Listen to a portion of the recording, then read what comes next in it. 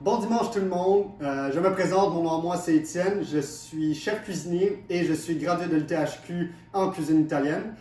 Donc pour ceux et celles qui n'avaient pas vu la dernière capsule avec signé Trio Gourmand sur comment faire des pâtes fraîches, eh bien je suis aussi le fils de Hélène Lorando qui est membre du projet. Donc, allô maman, tu vas sûrement te demander qu'est-ce que je fais à l'écran aujourd'hui. Eh bien, pour la fête des mères, je te dédie une recette en ton honneur. C'est une recette que tu me fais depuis que je suis tout petit et qui m'a fait développer mon petit côté de dent sucrée. Et pour tout le monde, je vais vous faire aujourd'hui un clafoutis aux cerises, qui est un classique de la cuisine française. Maintenant, inquiétez-vous pas, il ne faut pas se laisser intimider par le nom. C'est vraiment une recette qui est beaucoup plus facile qu'il en a l'air. Et je vais vous guider dans toutes les démarches sur comment réaliser ce dessert ou ce déjeuner qui se prend très bien avec un petit café le matin. Donc, avant même de vous présenter mes ingrédients, on va partir notre four à 400 degrés Fahrenheit ou 200 degrés Celsius. Et en attendant que le four chauffe, nous, on va faire le mélange et on va dresser notre clafoutis pour l'envoyer pour sa cuisson. Maintenant, en termes d'ingrédients, on va avoir besoin de 80 g de farine, 80 g de sucre, une tasse de lait, donc 250 ml, 4 œufs entiers et 60 g de beurre fondu, ce qui va être très important par la suite. Donc, pour commencer, je vais prendre mes œufs et les verser dans un bol ou dans un cul de poule, comme ça ici. Je vais prendre une petite pincée de sel, vraiment juste pour dire, comme ça ici. Et on va rajouter le sucre. Et on va bien mélanger ça à l'aide d'un fouet ensemble jusqu'à temps que ce soit bien homogène.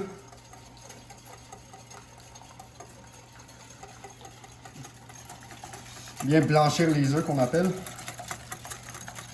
On va mélanger les œufs avec le sucre. Et voilà comme ça.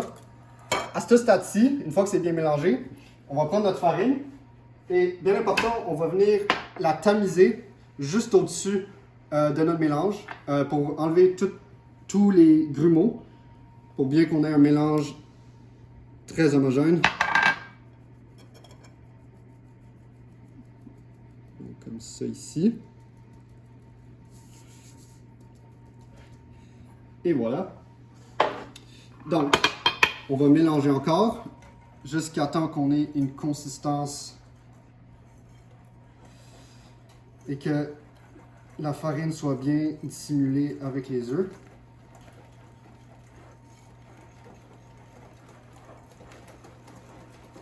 Un peu comme un mélange à gâteau de base au début qu'on fait.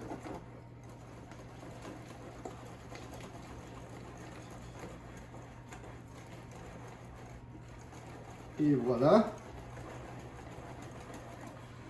Donc, maintenant, avec notre beurre qu'on a fondu, qui devrait être encore un peu chaud, à la limite tiède, on va tout venir verser notre beurre dans le mélange. Et pour pas que ce soit trop chaud, pour délayer, tout de suite, on va venir ajouter notre lait, comme ça ici.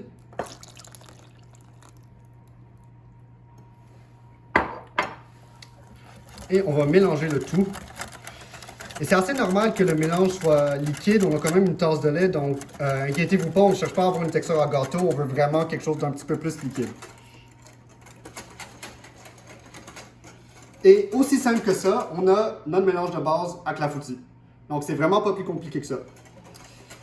Maintenant, ma mère, quand elle faisait la recette, elle la faisait classique. Moi, je mets une petite touche personnelle. On a tous des petits trucs, des fois, qu'on fait sur certaines recettes qui font en sorte que ça devient la nôtre. Et donc, aujourd'hui, moi, ce que j'utilise pour cette recette, c'est de l'alcool. Donc, j'ai 3 types d'alcool ici. Non, je ne les mettrai pas les 3. Non, je ne veux pas les boire les 3. C'est vraiment juste ce que je vais utiliser pour le clafoutis. Donc, j'ai du courant des bois, qui est une liqueur d'érable. On a du kirsch, qui est une liqueur de cerise. Et on a du rhum. Donc, moi, normalement, j'utilise le courant des bois. Et on va vraiment venir mettre, peu importe ce qu'on va mettre, un capuchon. Juste assez. C'est vraiment juste pour venir parfumer le mélange. Le coureur des bois, lui, avec son petit goût d'érable, va apporter un côté un petit peu plus sucré qui va bien se balancer avec les cerises, si on veut. Si on veut vraiment accentuer le goût de la cerise, là on peut mettre du kirsch, qui va vraiment venir rejoindre avec sa liqueur le goût de la cerise. Et si on veut vraiment quelque chose d'un peu plus corsé, mais autant parfumé, sans nécessairement avoir le petit côté sucré, on peut mettre du rhum. Ça va faire un très bon effet aussi. Et on peut mettre aussi un petit peu de vanille si on a envie. Moi aujourd'hui ça me tente, donc je vais mettre vraiment là 2-3 gouttes, c'est assez. Et moi comme je vous ai dit, je vais utiliser mon coureur des bois. Donc je vais prendre un capuchon et le verser directement dedans comme ça. On mélange le tout.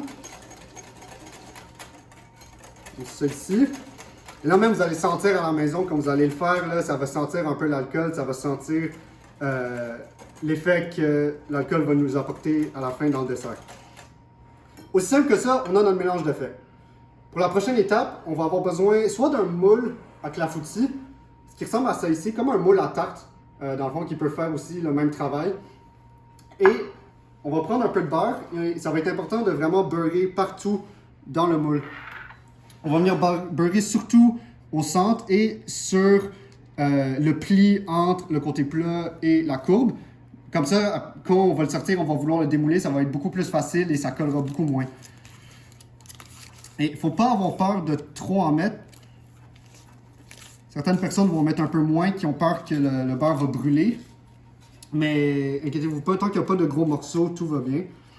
Je vais vraiment en mettre partout sur les côtés, comme ça ici.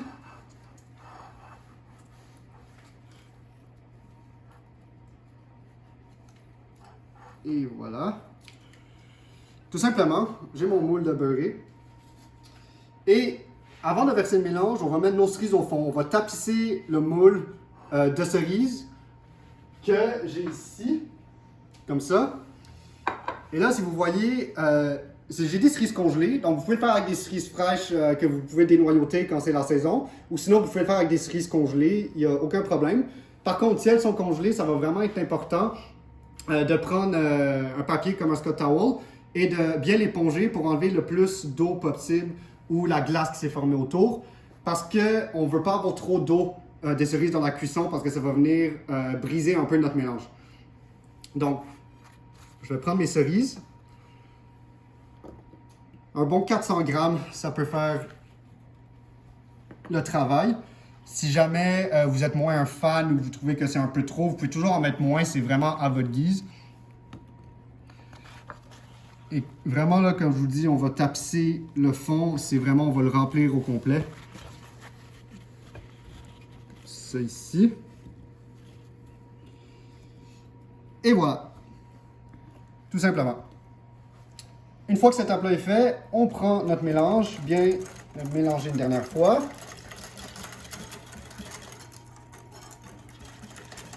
Et on va tout verser sur le dessus.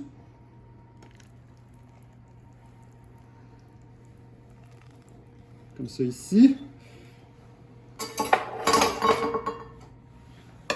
Et là, notre clafoutis est prêt à être envoyé au four. Donc, on va se revoir dans environ 45 minutes pour regarder la cuisson.